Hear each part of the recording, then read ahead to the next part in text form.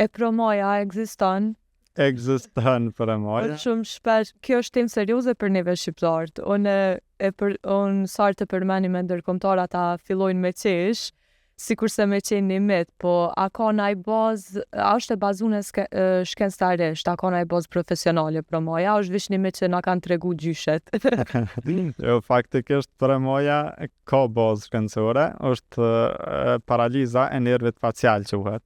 Nervi facial, ndoshta keni pa, është nervit i kranial që dal nga koka dhe i nervon muskujt e mimikës së fytyrës. Dhe kjo domethënë kur në kontakt me rrymat e ajrit, ky nerv shtangohet dhe humb funksionin e syrit dhe një pjesë të gojës. Domethënë dhe e keni pa besoj edhe jo, kjo problem nuk është edhe shumë i rrallë, por në shkencë njihet ndryshe, ndërsa në popull njihet si promoja. A realisht është gjëja e njëjtë dhe vlen ajo që e thot populli në këtë rast. Njerëz runu prej promojës na shqiptarët se kena bashkëç. Është edhe një shqetësim sidomos për prindrit për fëmijët e tyre. Zakonisht fëmijët kanë çantat e rana shumë në shkollë. Kjo vjen edhe deri te devijimi ose deformimi i shtyllës kurrizore, nga që edhe nuk është ende e forcuar mirë. Ka njerë edhe po vjen edhe deri te zhvillimi i skoliozës. Skolioza është një sëmundje e shtyllës kurrizore që ka formën e shkronjës S ose C. Çka sugjeron? A është deformim që mundet më trajtu me fizioterapi para se me shku deri te operacioni ose ndërhyrja? Skolioza është një problem shumë i shpesh ditëve të sotme. Shumë shpesh edhe shkaktar janë edhe çantat e rënda që i bajnë nxënësat në shkolla.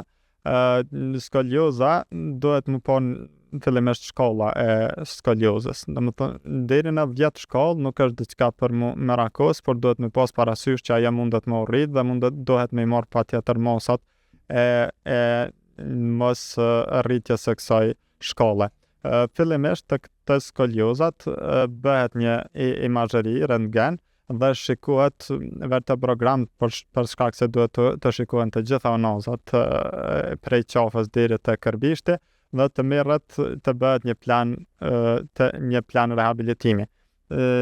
Zakonisht ne fillimisht i dërgojmë tek ortopedet pastaj tek kur është shkolla deri në 30 shkolla, atëherë ne mund të trajtojmë në ordonancën tonë dhe metodat që i përdorim për me trajtu këto janë metodat e shroth metod, që është bazën e ka në Gjermani, që tash ka filluar të aplikohet në gjithë botën. Dhe është metoda ndoshta më përhapur edhe më efektive në kuadër të rehabilitimit të skoliozave. Me anë të kësaj metode, domethënë është shumë efektive dhe largohen këto lakesat të cilat janë brenda anazave dhe ja mundësohet që edhe përmes frymëmarrjeve, edhe përmes ushtrimeve të korrigjohen dhe pastaj edhe përmes edukimit shtëpiak duhet patjetër që të edukohet edhe pacienti, domethënë i fëmijë i ri, të edukohet në mënyrë që ta ketë parasysh çdo lëvizje që bën gjatë ditës mundet me zmadhu nivelin e shkallës skoliozës apo mundet me korrigju me anë të lëvizjeve që i bën dhe aktiviteteve të përditshme. Në pika të shkurta, kjo është shumë e qartë.